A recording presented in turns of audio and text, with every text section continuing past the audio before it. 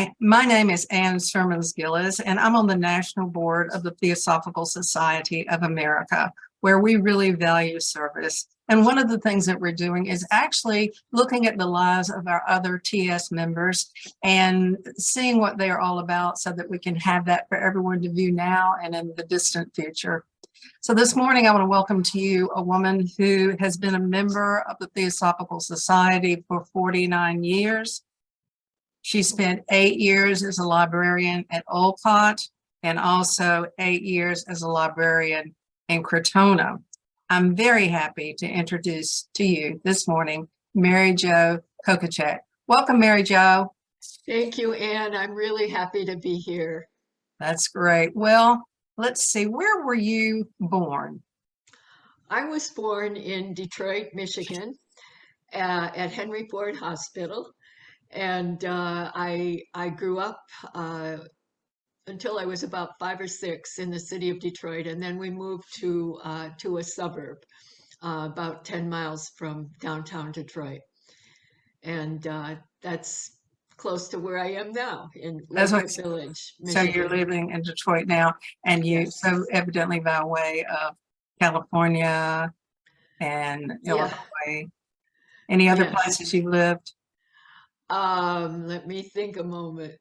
I've lived in rural Michigan for maybe 12, 15 years, which was quite a change from living close to the city. Oh, but what took you to rural Michigan? My husband retired from General Motors, where many, many thousands of people work in Michigan at the car plants. Ford, GM. So David retired, and he had a dream of living in the country on a lake.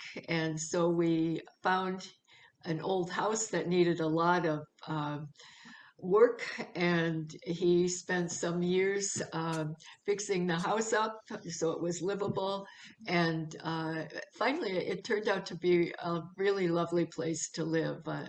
On a hill above a lake, and I enjoyed it. And David died after some years, and I moved back to the city because I missed the Theosophical Society. The Detroit Lodge is in a suburb of Detroit, Berkeley, Michigan, and in the rural area where I was living, there was nothing at all, nothing other than mainstream churches and great many evangelicals, and I found it difficult to be so far away from like-minded people. So there's like a choice between community or whether you're in nature, but we are herd animals. We really do like that connection to be with other people. So I understand that. Yeah. Were you raised in a religion, talking about community and fundamentalism and Christianity and whatever other religion? Were you raised in a religion? I was raised a Roman Catholic, and I had 12 years of Catholic school. I was a good little Catholic girl until I was a young teen, and then I started questioning a great many of the beliefs, and my parents were horrified that I would question. They were very strict Catholics and very, very devout people, really. Spiritually minded. My dad studied to be a priest for a number of years, and then he felt he wasn't worthy of priesthood, so he ended up as a brother in the Marianist order, and taught school in the Bedford-Stuyvesant area of New York, a very poor area, to boys. And then he felt he wasn't quite right for that either, and so he met my mother. They married, raised us all as Catholics, and I had a lot of difficulty accepting the beliefs. And when I was about 16, my mother took me to the parish priest and explained to him that I didn't believe. And he talked to me privately for a while, and then he told my mother she doesn't have the gift of faith. And I thought that was an interesting way to put it because it was absolutely true. I questioned everything and I wanted to know more about and why. Why did they believe this way? Why couldn't children born in other religions go to heaven? Why did they have to go to limbo because they weren't baptized? Was this? Why were there so many problems with other faiths? Why couldn't people of different religions come together? They all seem to believe in a God and want to lead good lives. Why were there all these divisions over um, questions and areas of belief that didn't seem that important to me? So I stopped going to church, to my mother's horror, but she tolerated it. She tolerated it. I have to give her credit for that. She didn't banish me from the house. Seems like And you so chose common sense over Christian tradition. well, that's a good way to put it. And it's quite courageous at that young age to begin questioning the Catholic religion because they did seem to have a little less wiggle room than, say, a Methodist church. Yes, that's right. Yeah. I was wondering if your parents, yeah, I think you answered this question. I wondered if your parents influenced your belief in it. I'm thinking that you're saying that it influenced you to look at another way of looking at things. Yeah. I think that if I hadn't been brought up in such a strict belief system, uh, it's possible I may not have searched for theosophical beliefs and ideas. I may have been happy just to kind of flounder around on my own. I don't know. It's an interesting thing to think about whether that the Catholic strictness pushed me in the opposite direction. Like a tube of toothpaste being squeezed, it just has to come out of the top. So your challenge was actually your victory in many ways. Yes. It pushed you out, it kicked you out, it enlivened you and gave you a passion. That's a good way to Yes. put it. Well, your mother, now, I think you told me earlier that you came back to Detroit because of your mother. So even though your differences, you got along pretty well together. Excuse me. I came back because both my parents were getting older. My dad lived till 97, my mother till 89, and the last few years of several years of their life, they needed help. So yes, David and I left Krotona to come help them. We lived with them. David went back to work at General Motors, and I did what I could to help them along. My dad would fall frequently. He had a lot of arthritis in his legs, and so he'd need help getting up. And I could do it at first, but after a while, he was a tall man, and I really couldn't be that much help to him after a few years. So they did end up the last year and a half of their lives going into a nursing home, which they didn't want to do, but had to be done. My mother became somewhat interested in theosophy at the end of her life. Uh, we went to an astrology class together at her request. I had the secret doctrine on the table in the kitchen one day, um, and my mother picked it up and started looking through it and said, "What is this about?" And I tried to explain as best I could. She didn't have a background, but I explained in somewhat simple terms. It's about the origin of the universe and of human beings, and she read at it here and there. So I was very pleased with that. And she also became open to the idea of reincarnation at the end of her life. And she began to move away from the Catholic belief system. I think also a contributing factor was the fact of the pedophilia in the church, and which horrified her. And so she did, I think, lose some of her feeling for the church, and she, I think, was greatly disappointed in it. And so she was looking, she was searching at the end of her life. And I was very, very happy about that. Well, that sounds like there was a happy ending to your relationship and maybe to her own inner seeking.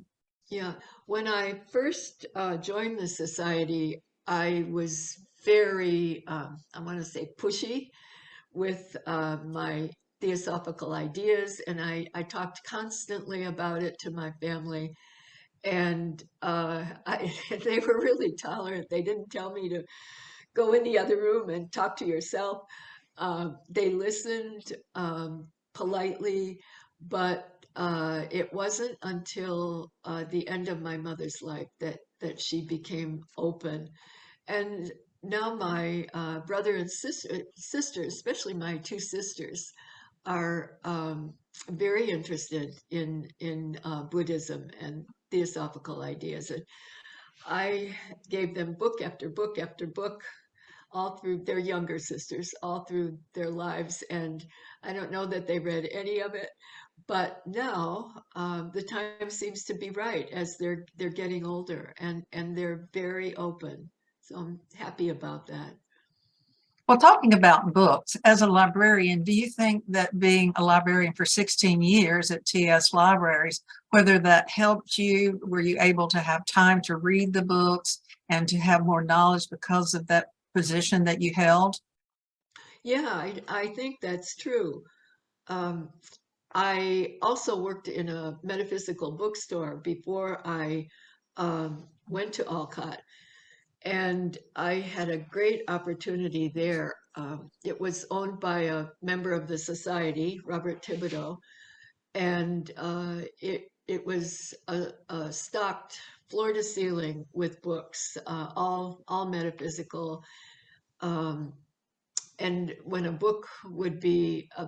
box of books would be delivered, Robert would unpack them and he'd hand me a couple and say, "Here, read this. Here, read that. This is a good one. This is a good one."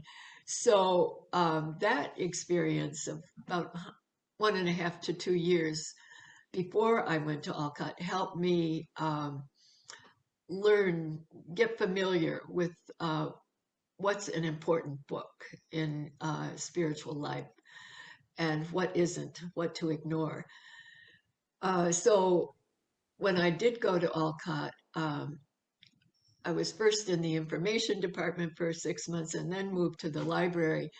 And so I was generally familiar with the theosophical books by that time because I'd also read theosophical books when I first joined the Detroit Lodge um, in '74. I read a good number of books then. And yes, working in the Olcott Library, handling books all day, you can't help but just open the book to a page and find something valuable on that page.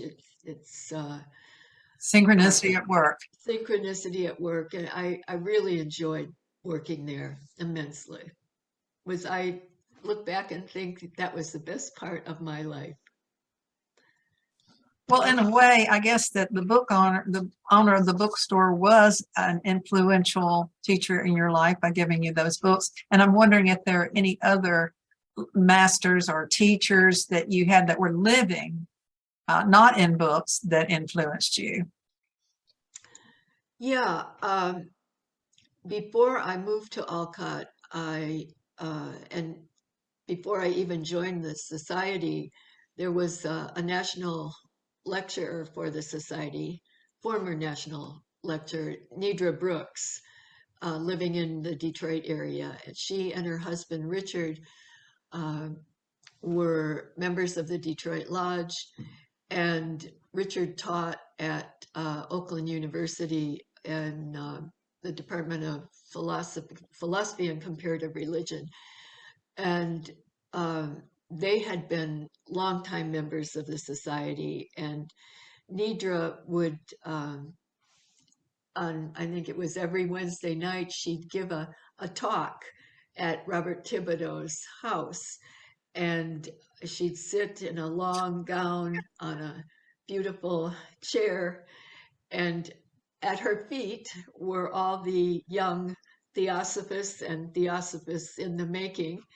And we'd sit cross-legged, and incense would be burning, candles would be burning, and Nidra would talk spontaneously about a good many theosophical subjects that were all new. It was all news to us. We were very young, in our 20s, and it was quite a wonderful experience. She did that for maybe a year or two every week, and she was a great influence on me and my thinking. There were other members of the Detroit Lodge, Eleanor Swain, who became a mentor, my mentor for many years, until she passed away. And then when I moved to Olcott, of course, Dora was just so wonderful. I know you probably have many other people praising Dora, but I can't say enough about what a wonderful human being she was. She was helped me a great deal and was important in my life. And at Krotona, Joy Mills was important mentor to me. She was a wonderful teacher. So I've been fortunate to come in touch with mainly women who were very supportive, wonderful teachers. It seems like you were influenced by the most well-respected, or some of the most well-respected people in the Theosophical movement. You're very fortunate. Yes, I really was. Indeed. And so how did you actually find Theosophy, your beginning relationship with Theosophy? Kind of a strange way. I got a divorce from my husband, and I was working as a social worker in Detroit, and I was coming in contact with people who were really suffering in many different ways, drug addiction, extreme poverty, and it had, of course, influenced me about the state of the world, the condition that so many people live under. And I think my search actually began then, trying to understand why millions of people have lives that are decent. They don't want for much, including myself. And other people, millions of them are suffering terribly. And so I think that was that pushed me in the direction of searching for more meaning in life. And I, one year, had the divorce. The house I lived in with a friend burned down.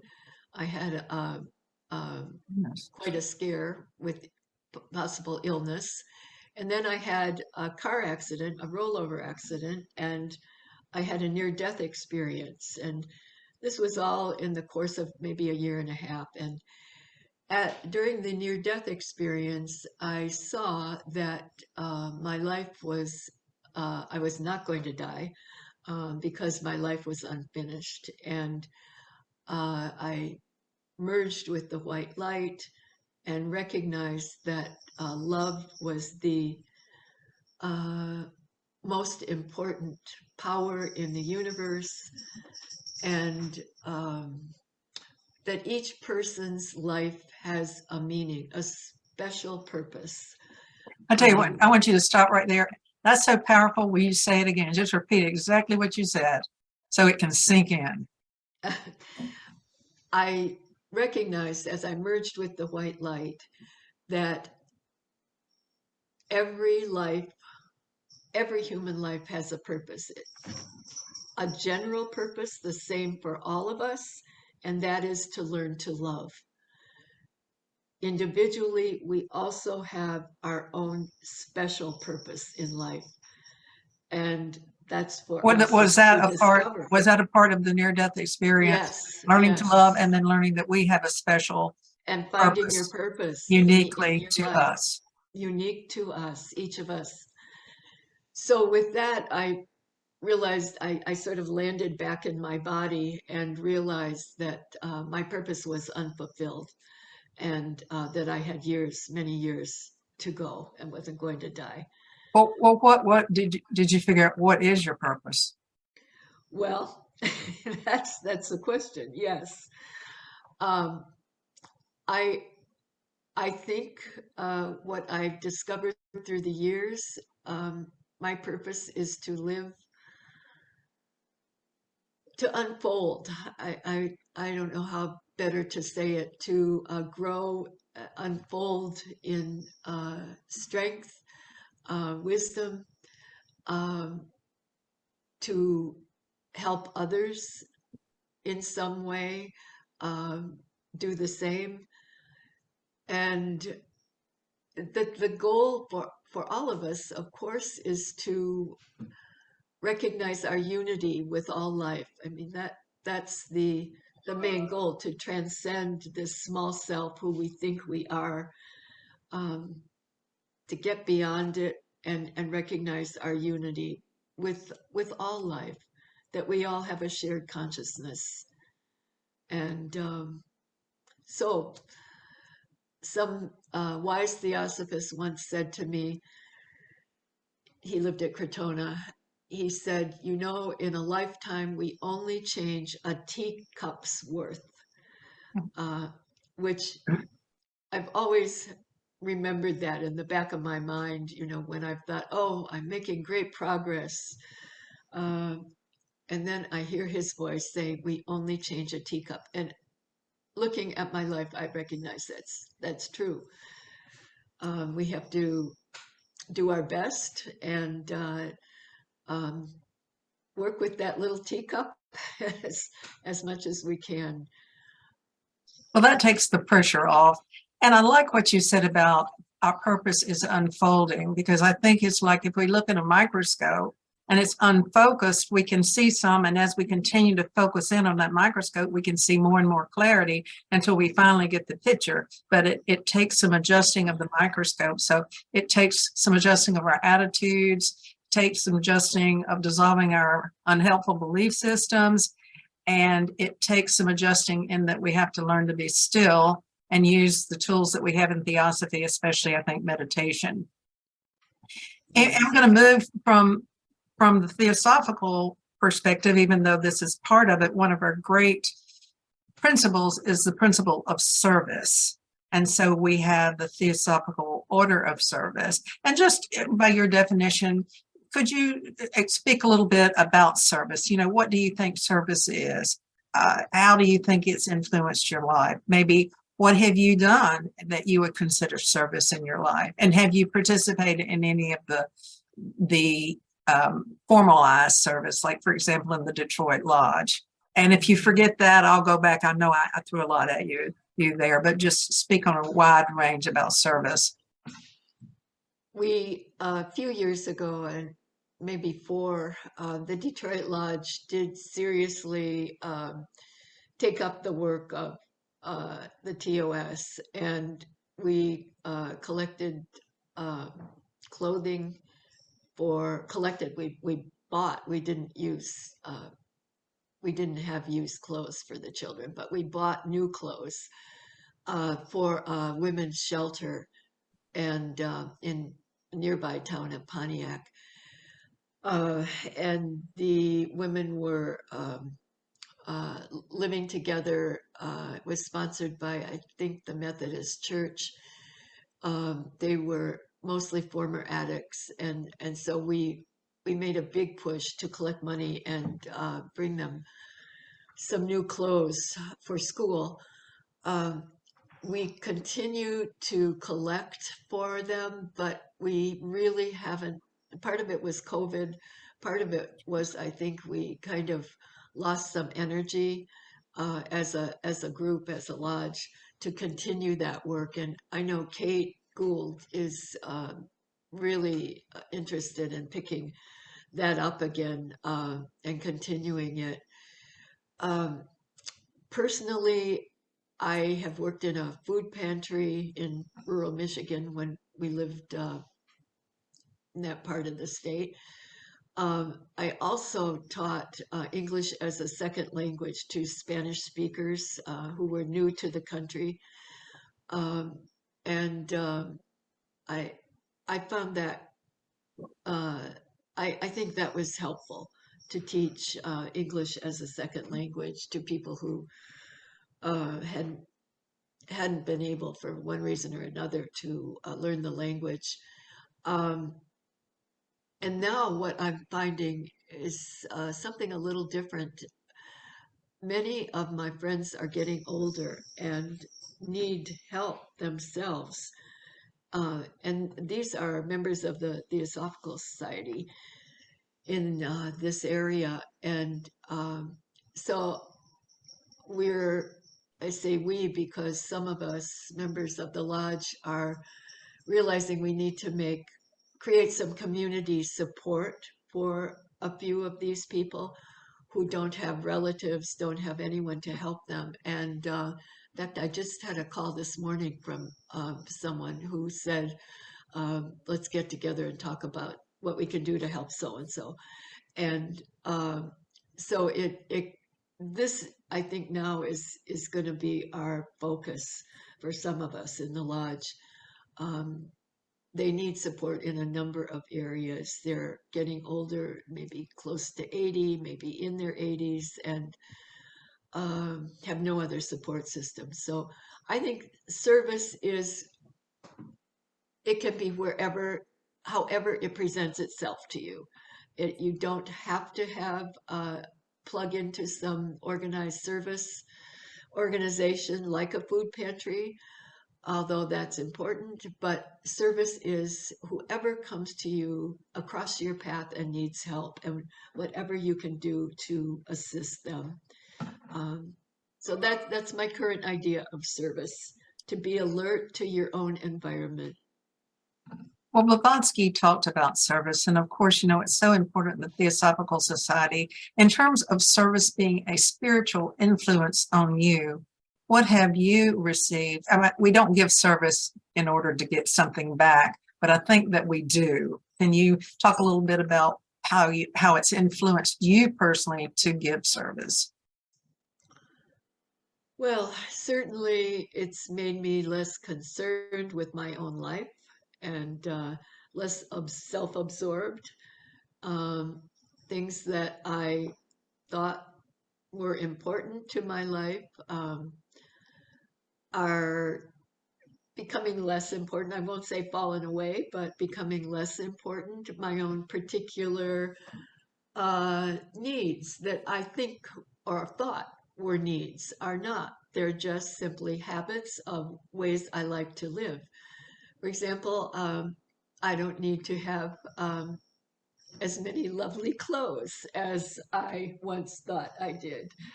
I can shop at a thrift store. My sister tells me thrift shopping is becoming very in vogue. So um, I don't need as much money as I once thought I did. I don't need to be consumed with uh, all kinds of needs that I thought were important. It, when you realize somebody has cancer, they have no support system, they are not able to drive anymore, they have to go for chemo, their life is hanging in a balance, they can't go out for food. Um, you compare that to your own life and realize, for goodness sakes, do something to help. And so that's what I think service has done for me. Less less self-absorbed. That's lovely. It's like service just erases narcissism. And Yes. yes, and less self-absorbed. That's so important, and it's an unexpected or really unintended benefit that we Yeah. receive. And Yes. I think that some people say that giving and receiving are the same because it's a circle. It's not just a half a circle. We give and receive as much as we've given. Mm-hmm. I know that I have friends and they ask me for advice and I'll give them advice and they're so grateful. And I say, no, I'm grateful because I've got so much advice to give. And I try not to give it unless somebody asks me for it. But it's an honor to be able to serve you because I've got things I want to do and give, but I want someone that's willing to receive it as well. Often, and sometimes we try to serve, and I think that has been an old model, and a Christian model is to go in and serve people in a way that they really don't want. We don't want to change their religion. We want to change the way they dress. We want to change their cultural habits, and that is not service. That is self-serving activities. Yes, I agree Usually with for you. imperialism. I think we've been watching The Yeah. Crown, and in The Crown, it shows Princess Margaret going to, not Kenya, but another African country. And she gives a speech about how they've reformed the natives, and but they call them a very uncivilized group of people. I can't remember the word, but it's very derogatory. And so we have to be sure that our intention for serving, why are we serving is an important question that we all need to ask and be sure that it does contribute to less self-absorption and not self-aggrandizement. Yes. Yeah. I think you've mentioned some of this, but maybe you would summarize what aspects of theosophy have most influenced your life. Let me think a minute.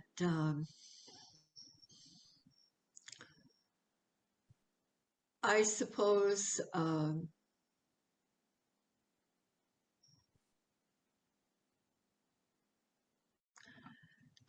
don't know. I think I my immediate thought was karma and reincarnation, of course. Or how did But that influence you when you found that concept? How did that change your life? well, I think, and the masters have said we aren't going to really understand karma until we're very advanced and taken initiations. Um, but in a simple way, we can understand. I have come to understand that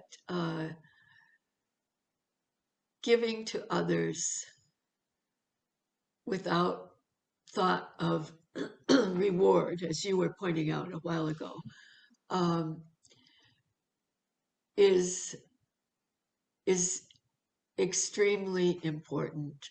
To simply try to let go of your desire to, as you said, for and aggrandizement, for satisfaction of giving to others, and simply give to others. And this, in some way, has been helped me understand that the idea of karma is not that I do something good for others and realize that something good is going to come back to me, or I do something nasty and I'm going to suffer from it. But the idea that you simply give without thought of reward and forget about building your karmic field of merit. Um, it is really the important way to live. Um, so when I say karma and reincarnation have been most important to me, they have, but there's a lot more to it in terms of karma that we don't focus on what we're giving in order to get, but we let go of that thought of receiving something back. I think you're saying that karma has influenced you, but not in the traditional way that Not people in the might think. traditional way. Yes, It is a yes, yeah, broad and complex subject that probably yes, requires reflection yeah, and understanding. And as you use that word unfold, and probably our relationship and understanding of karma will unfold as we gain more wisdom, insight, and knowledge. yeah. Well said. Yeah. Also, the idea of thought forms, that thoughts are real, I think is an important idea, that we aren't just our thoughts just aren't encapsulated in our body and our mind, but they have a reality to them that influences the world, that influences the people we live with. Um, and we have a responsibility to monitor our thoughts so that we don't inadvertently, without any mindfulness, we don't send out thoughts that are harmful, because thoughts are so subtle. We have thoughts that are powerful and they're right there in our face, but we also have very quiet, subtle thoughts and feelings that are deep within us, our consciousness, and we have to pay attention to all of that too. These are prejudices that are uh, um, have been growing in us for many years, usually influenced by society, influenced by school, our parents, and all these prejudices. For example, biases against other nationalities, races. We carry all that within us because we're part of a culture that that has we're part of the world that has prejudices and biases. And to be really sensitive to all of that within us, I think, is so important. And do what we can to just face those thoughts that we have and feelings, so that they don't grow and start influencing the world in a way we don't want to see it go. Yes, it's like what you were saying earlier about your near-death experience and finding out that love really is the bottom line to everything. And so if we have those thoughts that are not loving, what we're all doing is we're practicing, I think, some form of mental disease. And when everybody collectively practices those thoughts of prejudice and hate, we have a collective unconsciousness of mental disease, and it influences our politics, it influences our relationships in our family. It is a device that moves us away from what we're really about. It is very important. Thank you so much for bringing that up about thought forms. Well, Blavatsky said that Theosophy is altruism. Do you agree with that? Yes. There's another quote I was just trying to think of. Theosophist is what theosophy no, I'm not going to get it right. I better ignore it. But yeah, I absolutely agree that altruism ultimately is recognizing that we are not separate beings, that we are share in the consciousness, universal consciousness. And so we have to take small steps, I think, to get to that point. And service is definitely one of those steps that's necessary to uh, reach out from ourselves, break out of ourselves, and begin being aware of other people's needs, um, and then doing something to relieve those needs. So yeah, I absolutely agree with that. I'm going to make you think and dig deep right now. Do you think there is a difference between altruism and service? Hmm. And I'll feed you Yeah. that. Is all service work altruistic? Well, I think service can be done without a deep love of humanity. I think one can be of service because you think it's the right thing to do, because other people are doing it, because an organization asks you to help do for others. I think that's service, but altruism would To earn points. maybe to earn points, yeah, even to get paid. Um, but altruism comes from deep within you, from your own heart, your own feeling of uh, compassion for other people, for animals, um, for the earth, for nature, a feeling of, I want to say empathy, but ultimately it's a feeling of unity that that that we're aiming for. And altruism is a feeling, I think, of love, involves a feeling of love for humanity, or a person you're going to help, a group of people you want to help, and then going out from your heart to do something to relieve suffering. What do you think? I think you're right. I think you hit the nail on the head. I do. I do. Uh, Unfortunately, everyone does not have the availability of a local lodge. We do have the National Lodge. We have the National Lodge papers. At this point, we do have study groups on Zoom thanks to technology. However, it sounds like maybe you have had the advantage of being able to be in a lodge. And I'm wondering, what has that added to your life to be able to participate in local lodges? It's been, the lodge has been enormously important to me. I can't say enough about how I feel about uh, working in a lodge. Uh, you I have developed deep friendships. Um, the working together to study a book, um, a subject, and forming a group consciousness as that happens over time, um, is very uplifting.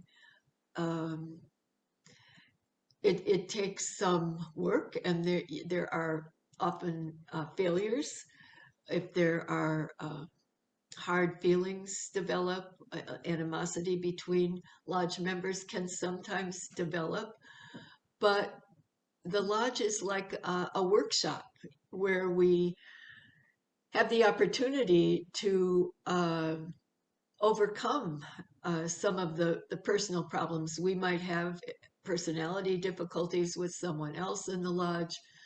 Um, and so it becomes, the lodge is so important to help us work through that, as well Group as therapy.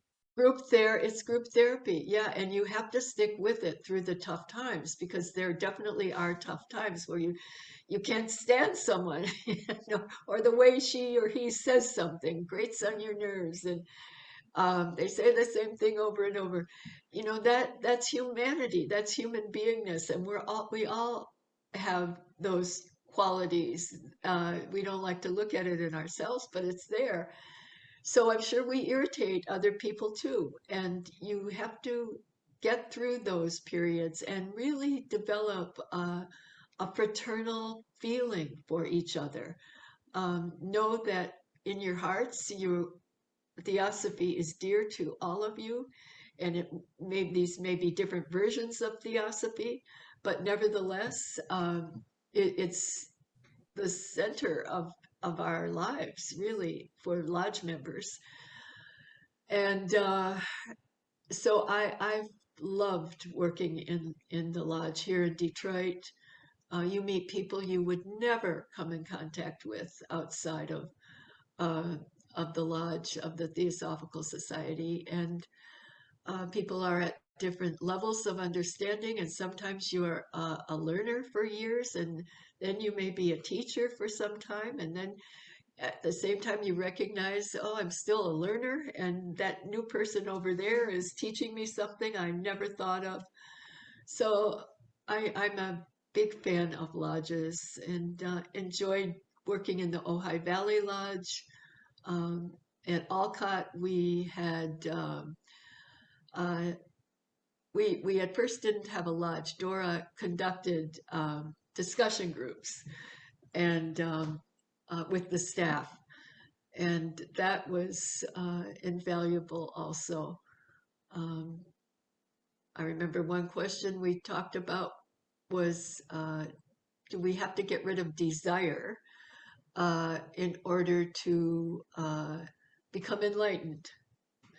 And we talked and talked for weeks about the importance of desire in becoming enlightened. And Dora loved to put us on the spot with difficult questions, and she she really got a kick out of that. Mitch Horowitz addresses that question in his Yeah. book, The Miracle Club, and maybe some of his other books about desire. I like what you said about staying. When we have problems within our lodges, that staying is the way to really heal those wounds. Many people have a leaving consciousness, and that means that they get in a group, there's a problem that comes up, and there always will be. And then they say, oh, well, this is why I left the last group. And so they just leave and never really stay. We tend to recreate our family of origin dynamics within any group that we go into. It may take a while. And I'm sure as a social worker that you know that, how we just keep running the same patterns with groups within the same group. And so it will happen in our lodges. And as you said, it is so important to stay and work through those things, because we'll just be forever leaving. We'll never feel connected. And we certainly cannot heal the wound of feeling as if we're alone and we don't belong. The lodge offers us that as a gift. If we will stay, the gift may be roughly wrapped, but if we will unwrap it lovingly and cherish the gift that we're given, the lodge can offer us so much. And I certainly loved our Houston lodge. I'll just bring that in. And now I go to the study group in Raleigh. As a matter of fact, it means so much to me when I live in South Carolina that I'm driving up to the Christmas party this weekend for a 6-hour drive to join my compadres, my TS people up in North Carolina. It's very important. Yeah. And even if people can't join the lodge, I know that you've gone to a lot of summer national conventions. Could you speak to that? You would think that maybe you don't feel that connected going to an annual meeting, but I don't think that's true. What do you think? I think their conventions are very valuable. I've been to many. Dora used to have them at Lake Geneva, Wisconsin, because she thought she was used to working in the camps, and she liked the casual aspect of Lake Geneva, and also being out in nature. She thought was very important to us. So, but I think no matter where the convention is, no matter what building it's in, I think it's important to come together and meet people from around the world or around the country, and sometimes the world, who have the same view of life, more or less, um, and are seekers after truth, and have a feeling for the Theosophical Society, and what it's done. Um, um, so I really enjoy conventions. I hope they never stop. Um, they're very important to renew old friendships, meet new people. There's an atmosphere that you can carry with you, the feeling of the atmosphere for a long time after you leave the convention. I think it's uplifting to your life when you go back to your hometown and work, family, whatever it is. I think Richard Smalley said something in one of his Quest editorial pieces about Theosophists. We're born over and over again, and we keep finding each other in this lifetime. We will gravitate and find each other again, and that's the way I feel when I go to a summer national convention. The first one, it's like, oh, I found you again. It's like Yeah. it was already a family before I got there, and I belonged. I already Yes. belonged. Yeah. So Yeah. it's That's an old idea. I don't want to say old idea, but it is an idea about the Theosophists at some point scattered, the Theosophists from years ago scattered around the world, and then we weren't called Theosophists then. And then we came together as the Theosophical Society uh, centuries later. Um, so I think that's the idea Richard Smalley was quoting. Um, so it's always seemed true to me because, as you say, you feel that we're family. So, Thank yeah, you for that. No, I didn't know. I hadn't heard that, so I am happy to hear that. I really jumped when I saw that when he wrote that in the journal. It was meaningful to me. yeah. So are there any particular books that you like, whether they're theosophical or non-theosophical, things that have maybe turned your life in a different way or enlivened you, supported you, that you might mention? Any authors or books? As far as theosophical books, I have always loved Light on the Path, uh, and also Voice of the Silence. They've both been important to me, and they were two of the first books that I bought, along with Key to Theosophy. And um, Light on the Path, I used to carry a little pocket edition in my bag, and they're guideposts for living, although uh, they're hard to put into practice. The rules are hard to put into practice, and it's a life's work, I think, uh, to really um, put to work all the material, all the hints about how to live. Are They're you both talking about the wonderful. principles of theosophy Yeah, as opposed to in maybe the rules, the principles? the rules in Light on the Path, they're called rules. Oh, okay. Yeah, they're numbered rules for living, and they're quite deep. And one, for example, at the beginning is kill out ambition, but work as those work who are ambitious. That's one of the introductory rules. Um, Kill out desire for life. So they take a lot of thought, um, and some people we're far from achieving all of that. At least I am, but it points you in Light on the Path points you in the direction of where we need to go and what we need to um, uh, what parts of ourselves we need to work with in order to move forward. Not really a moving forward, it's really a moving within, but light on the path is, I think, very important. Um, and of course, Voice of the Silence as a meditative um, assist is important. There are a lot of books that I've read, and I don't know, I thought about that question, what's the most important book? When I was hired as a librarian and a public librarian, they asked me that question. And I said, A Tale of Two Cities. And Tale of Two Cities, is about the French Revolution.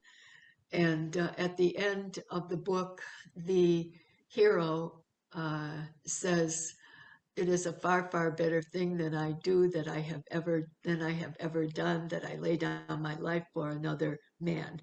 And he gives he pretends he's another man because the other man has a full life. He's a good man, full life ahead of him, and this kind of